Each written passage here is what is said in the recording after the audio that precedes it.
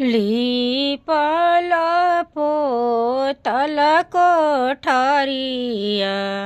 नारियर देनी डगरई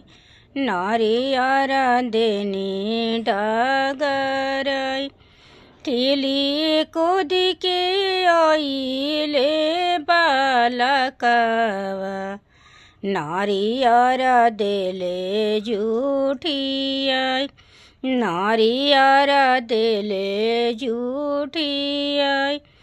रोवेली बालक के दादी कैसे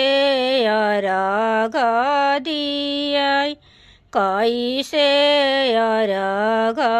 दिया हंसी हंसी बोलेली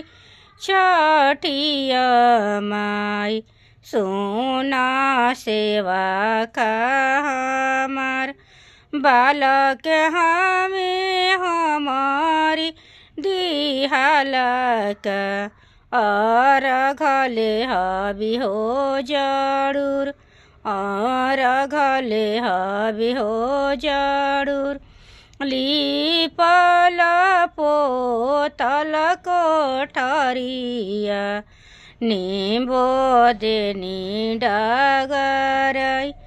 गागल देनी डगरई खेली कूद के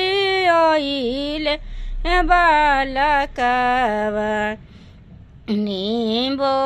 देले जूठिया अनरस देले जूठिया रोतड़ी बालक के मामी कैसे अर्घ देव हंसी हंसी बोलेले सूरज देव सोना सेवा खा हमार बालक हमें हमारी दिहालक और घले हबी हो जरूर। देखी बाल बच्चा के तो माफ होइबे करला बाकी आदमी